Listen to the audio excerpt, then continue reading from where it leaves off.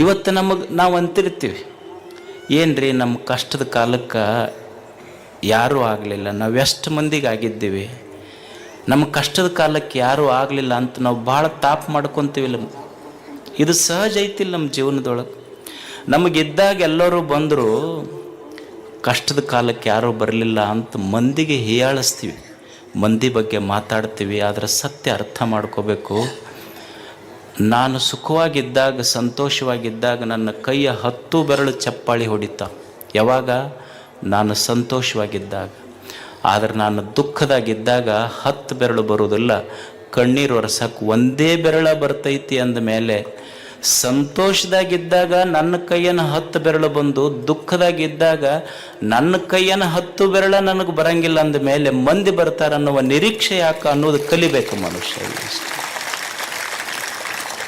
ಮಂದಿಯನ್ನು ನಿರೀಕ್ಷೆ ಮಾಡಿ ಕಲಿಯೋದಲ್ಲ. ಬಡತನ ಬರ್ತೈತಿ, ಕಲಿಯೋದು ಏನು? ಬಡತನ ಬಂದರೆ ಏನಾಗುತ್ತೆ? ನಿನ್ನೆ ಹೇಳ್ತಾ ಇದ್ದೆಲ್ಲ, ಮನುಷ್ಯನಿಗೆ ತುಂಬಿದ ಪಾಕೆಟ್, ತುಂಬಿದ ಜೇಬ 100 ಆಟ ಕಲಿಸಿದ್ರೆ ಖಾಲಿ ಜೇಬು ಜೀವನದೊಳಗೆ 100 ಪಾಠ ಕಲಿಸ್ತೈತೆ ಅಂತ. ಅದನ್ನು ಕಲಿಬೇಕು ಮನುಷ್ಯ. ಸ್ಟೀವ್ ಜಾಬ್ಸ್ ಅಂತಿದ್ದ, ನೀವೆಲ್ಲ ಕೇಳಿರ್ಬೇಕು ಹೆಸರು, ಸ್ಟೀವ್ ಜಾಬ್ಸ್. ಅವ ಹೇಳ್ತಾನೆ, ಮನುಷ್ಯನಿಗೆ ಜೀವನದಲ್ಲಿ ಹಸಿವು ಮತ್ತು ಬಡತನ, ಹಸಿವು ಮತ್ತು ಬಡತನ ಏನು ಪಾಠ ಕಲಿಸ್ತಾವಲ್ಲ, ಇದು ಯಾವ ವಿಶ್ವವಿದ್ಯಾಲಯವೂ ಕಲಿಸೋದಲ್ಲಂತ. ಅಂಥ ಪಾಠ ಬಡತನ ಕಲಿಸ್ತದೆ, ಇರ್ತದೆ. ಏನು ವೈರಿಗಳು ಬರ್ತಾರೆ ಜೀವನದಲ್ಲಿ, ಇರುವುದಿಲ್ಲೇನು? ನಮಗೆ ಭಾಳ ಮಂದಿ ವೈರಿಗಳದಾರೆ. ನಮ್ಮ ಮನೆ ಮಗ್ಗಲ್ದವ್ರು ವೈರಿಗಳದಾರ, ನಮ್ಮ ಓಣ್ಯಾಗ ವೈರಿಗಳ. ಏನು ಮಾಡವು ನೀನು ಅವ್ರನ್ನ ತಗೊಂಡು? ಅಲ್ಲ, ಕಲಿಬೇಕಾದದ್ದು ಏನಂದ್ರೆ, ಆತ ಒಬ್ಬ ವೈರಿ ಅದಾನಂತ ತಿಳ್ಕೊಂಡು 100 ಮಂದಿ ವೈರಿಗಳದಾರ ಅಂತ ತಿಳ್ಕೊಂಡು ಏನು ಹೋಗಿ ಅವ್ರು ತಲೆ ತೆಗಿಯೋಕ್ಕಾಗತ್ತಾ? ನಮಗೆ ಕಲಿಯುವುದೇನು ಜೀವನದಲ್ಲಿ ಅಂದ್ರೆ, ನನಗೆ ಭಾಳ ಮಂದಿ ವೈರಿಗಳದಾರ ಅಂತ ತಿಳ್ಕೊಂಡು ಹುಡುಕ್ಯಾಡಿ ವೈರಿಗಳ ತಲೆಯನ್ನು ತೆಗೆಯೋದಲ್ಲ, ನನ್ನ ತಲೆಯಿಂದ ವೈರಿಗಳನ್ನು ತೆಗೆದು ಬಿಟ್ರೆ ಅದು ಜೀವನ ಸಾರ್ಥಕ ಅಷ್ಟೇ. ವೈರಿಗಳನ್ನು ತೆಗೆಯುವುದಲ್ಲ, ನನ್ನ ತಲೆಯಾಗಿಂದ ವೈರಿಗಳನ್ನು ತೆಗೆದು ಬಿಡೋದಷ್ಟೆ. ಕಲಿಯುವುದಿಲ್ಲ. ಮಂದಿ ಭಾಳ ನಮಗೆ ನಿಂದ ಮಾಡ್ತಾರೆ, ಮತ್ತು ಮಾಡ್ತಾರೆ ಪಾಪ. ಎಲ್ಲ ಪುಕ್ಕಟೆ ಇವೆಲ್ಲ ಸಿಕ್ಕಾವ, ಮತ್ತು ಅವೇನು ಉದ್ಯೋಗ ಖಾತ್ರಿ ಬರ್ತಾವ, ರೊಕ್ಕ ಬಿಡ್ತೈತಿ, ಕೆಲಸ ಏನೈತೆ ಅವ್ರಿಗೆ? ನೀವು ಒಂದು ನೆನಪಿಟ್ಕೊಂಡವ್ರಿ ಹೋಗಾಗ, ಊರು ಮುಂದಿನ ಬಾವಿ ಮುಚ್ಚಬೋದು, ಊರು ಮಂದಿ ಬಾಯಿ ಮುಚ್ಚಕ್ಕಾಗೋದಿಲ್ಲ, ತಿಳ್ಕೊಂಬಿಡ್ರಿ ಅಷ್ಟೆ. ಊರು ಮುಂದಿನ ಬಾವಿ ಮುಚ್ಚಬೋದು, ಊರು ಮಂದಿ ಬಾಯಿ ಮುಚ್ಚಕ್ಕಾಗೋದಿಲ್ಲ. ಅಕಸ್ಮಾತ್ ಒಂದು ವೇಳೆ ನೀ ಬಿದ್ದಿ ಅಂದ್ರೆ ಬಾಯಾಗ, ನಿನ್ನ ದೈವ ಚಲೋ ಇತ್ತು ಅಂದ್ರೆ ಬಾವ್ಯಾಗಿಂದ ಎದ್ದು ಬರ್ತಿ. ಆದ್ರೆ ನಿನ್ನ ಅದೃಷ್ಟ ಇರಲಿ ಬಿಡಲಿ, ಆದ್ರೆ ಊರು ಮಂದಿ ಬಾಯಾಗಿಂದ ಪಾರಾಗೋದು ಕಷ್ಟ ಐತಿ. ಅದಕ್ಕೆ ಮನುಷ್ಯ ಊರು ಅಂದಮೇಲೆ ಒಂದಿಷ್ಟು ಆಡ್ತಿರ್ತಾವೆ ಅಷ್ಟೇ. ನಾ ಭಾಳ ಸಲ ಇದನ್ನು ಹೇಳ್ತಿರ್ತೀನಿ. ಏನಂದ್ರೆ, ಈಗ ನಿನ್ನೆ ಮೊನ್ನೆ ಅಡುಗೆ ಮಾಡಿರ್ತಾರೆ ಮನ್ಯಾಗ, ಅಡುಗೆ ಮಾಡಿದ್ದು ನಮಗೆ ತಂದಿಟ್ಟು ಕೂಡಲೇ ನಾವು ಮನ್ಯಾಗ ಸಿಟ್ಟಿಗೆ ಹೇಳ್ತೀವಿ. ಏನಂತೀವಿ ಅಂತಾರಿಲ್ಲ ಗಂಡ್ಮಕ್ಳು, ನಿನ್ನೆ ಮೊನ್ನೆ ತಂದಿಟ್ಟು ಏನು ನನಗೆ ಹಳಸಿದ್ದು ಯಾರು ಉಣ್ತಾರೆ ಮನ್ಯಾಗ ಅನ್ನೋದಿಲ್ಲ ನೀವು. ಏನಾಗ್ತೈತೆ ಉಣ್ರಿ, ಏನು ಒಂದು ಸಮಸ್ಯೆ ಏನು? ಅಲ್ಲ, ನಿನ್ನೆ ಮೊನ್ನೆ ಮಾಡಿದ ಹಳಸಿದ ಅಡುಗೆ ಉಂಡ್ರೆ ಹೊಟ್ಟೆ ಕೆಡ್ತೈತೆ ಅಂತ ನಮಗೆ ಗೊತ್ತೈತೆ ಇಲ್ಲ? ನಿನ್ನೆ ಮೊನ್ನೆ ಮಾಡಿದ ಹಳಸಿದ ಅಡುಗೆ ಉಂಡ್ರೆ ಹೊಟ್ಟೆ ಕೆಡ್ತೈತಿ, ನಿನ್ನೆ ಮೊನ್ನೆ ಆಡಿದ ಮಾತು ತಲೆಯಾಗಿ ಇಟ್ಕೊಂಡ್ರೆ ತಲೆನೂ ಕೆಡ್ತೈತೆ ಅಂತ ಗೊತ್ತಿರ್ಬೇಕು ಮನುಷ್ಯಾಗ. ಇದನ್ನು ಕಲಿಯೋದೇ ಜೀವನದೊಳಗೆ ಅಷ್ಟೆ. ಅದಕ್ಕೆ ಜೀವನ ಅಂದ್ರೆ ಕಲಿಯುವುದಷ್ಟೇ ಇಲ್ಲ. ಏನು ಕಲಿಯುವುದು ಅಂದ್ರೆ, ನಾ ಅನ್ಕೊಂಡಂಗೆ ನನ್ನ ಇಚ್ಛೆಯಂತೆ ಜಗತ್ತು ನಡೆಯುವುದಿಲ್ಲ. ಇಲ್ಲಿ ನಾವೇನು ಕಲಿಬೇಕು ಅಂದ್ರೆ, ನನ್ನ ಇಚ್ಛೆಯಂತೆ ನಾ ಅನ್ಕೊಂಡಂಗೆ ಈ ಜಗತ್ತು ನಡೆಯುವುದಿಲ್ಲ. ಈಗ ಯಾವ ಅತ್ತಿಗೆ ಇಚ್ಛೆ ಇಲ್ಲ ಹೇಳಿ, ನನ್ನ ಸೊಸೆ ಬಂದು ಬಿಸಿ ರೊಟ್ಟಿ ಮಾಡಿ ಕೊಡ್ಬೇಕಂತ ಆ ಅತ್ತಿಗೆ ಇಚ್ಛೆ ಇರೋ, ಎಲ್ಲ ಅತ್ತಿಯವ್ರಿಗೆ ಇರುತ್ತೆ. ಅಲ್ಲಿ ಉಂಡಾರ ಎಸ್ ಮಂದಿ ಅವ್ರು ಕೇಳ್ರಿ ಹೇಳ್ತಾರೆ ಅವ್ರು ಅಷ್ಟೆ.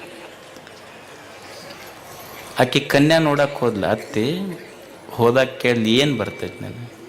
ಇಡ್ಲಿ ದೋಸೆ, ಇಡ್ಲಿ ಬರ್ತೈತಿ, ದೋಸೆ ಬರ್ತೈತಿ, ಹೋಳಿಗೆ ಬರ್ತೈತೆ, ಎಲ್ಲ ಬರ್ತೈತೆ ಅನ್ನಂತ ಕೇಳಲತ್ತಿ. ಇವು ಆರ್ಡರ್ ಕೊಟ್ಟರೆ ಹೋಟೆಲ್ನಾಗ ಎಲ್ಲ ಬರ್ತಾವಂದ್ಲತ್ತಿ. ಅಂದ್ರೆ ಯಾರಿಗೆ ಇಚ್ಛೆ ಇಲ್ಲ, ನಮ್ಮ ಇಚ್ಛೆಯಂತೆ ಜಗತ್ತು ನಡೆಯುವುದಿಲ್ಲ.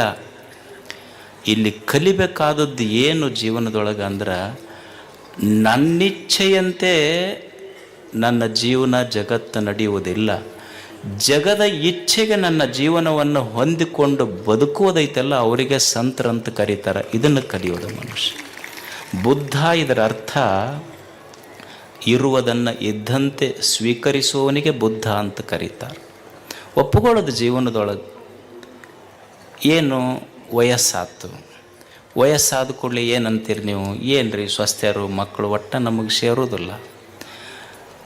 ಎಲ್ಲೋ ನಮ್ಮ ಹುಡುಗ ಹೇಳ್ತಿದ್ದು ಒಂದು ವಯಸ್ಸಾದ ಮೇಲೆ ಆಗೋದಲ್ಲ. ಏನು ಕಲಿಬೇಕಪ್ಪ ಮುಪ್ಪು ಬಂದ ಮೇಲೆ ಅಂದ್ರೆ, ಮುಪ್ಪು ಬಂದ ಮೇಲೆ ಗಪ್ಪಿರ್ಬೇಕಂತ. ಮುಪ್ಪು ಬಂದ ಮೇಲೆ ಗಪ್ಪಿರ್ಬೇಕು. ಮಗನ ಮಾತಾಡಿಸ್ಬೇಕಾದ್ರೆ ಸೊಸಿ ಮಾರಿ ನೋಡ್ಬೇಕು.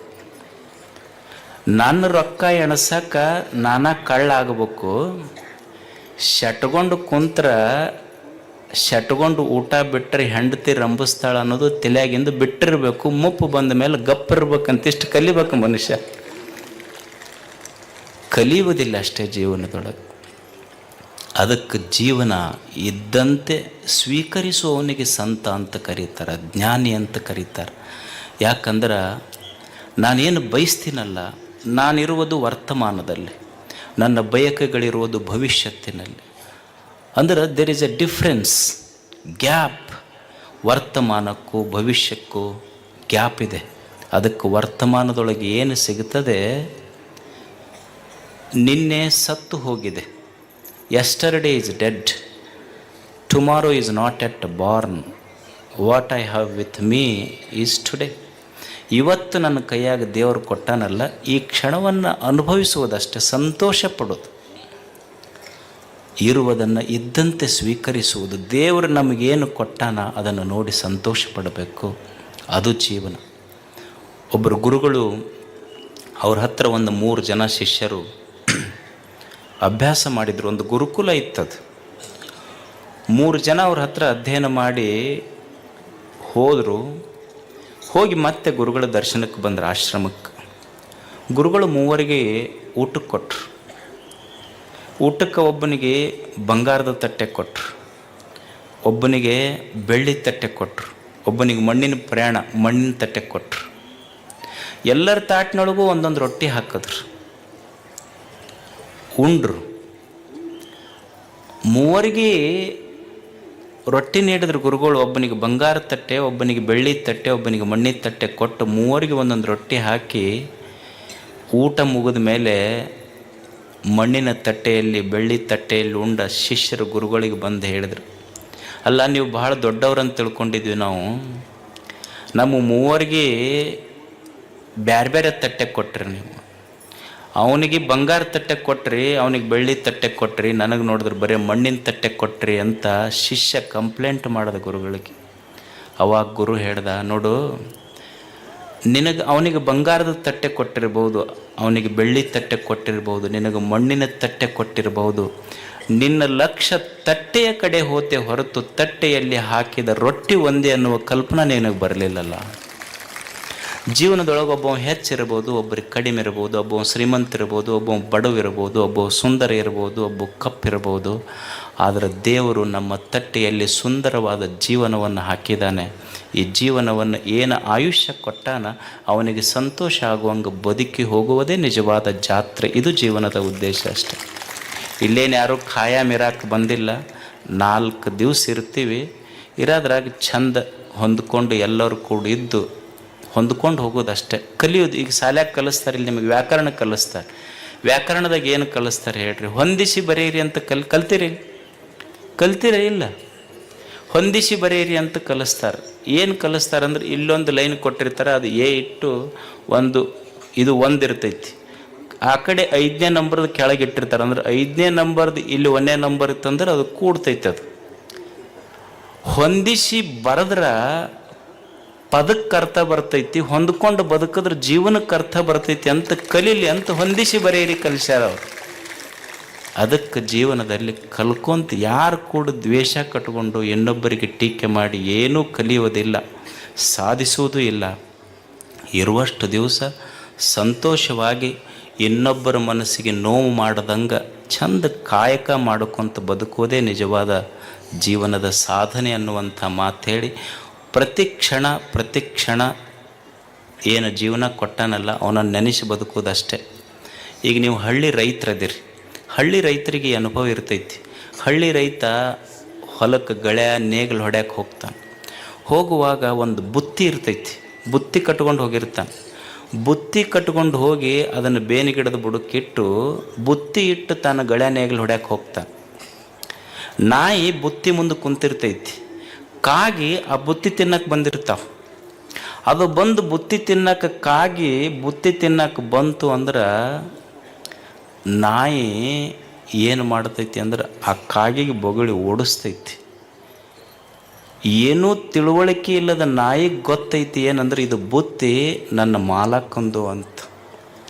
ಹಂಗೆ ನಮಗೆ ಗೊತ್ತಿರಬೇಕು, ತಟ್ಟಿಯೊಳಗೆ ಬಿದ್ದ ಪ್ರತಿ ತುತ್ತೈತೆಲ್ಲ ಇದು ನಂದಲ್ಲ, ಕೊಟ್ಟ ಮಾಲೀಕ ಮ್ಯಾಲದನ ಅನ್ನೋ ಕಲ್ಪನೆಯಿಂದ ಬದುಕೋದಷ್ಟೆ.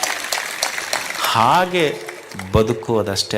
ಆ ಬದುಕನ್ನು ಕಲಿಸುವುದಕ್ಕಾಗಿ ಇಷ್ಟೆಲ್ಲ ಸಂತರು, ಶರಣರು, ಪೂಜ್ಯರು ಬಂದಾರ. ಅವರಿಂದ 2 ಒಳ್ಳೆಯ ನುಡಿಗಳನ್ನು ಕಲಿತು ನೆನಪಿಟ್ಕೊಂಡು ಹೋಗೋದು. ಅವು ಇವು ನೆನಪಿಟ್ಕೋಬೇಡ್ರಿ, ಇಂಥವೆರಡು ನೆನಪಿಟ್ಕೊಂಡು ಹೋದ್ರೆ ಜೀವನ ಸಾರ್ಥಕ ಆಗ್ತದೆ.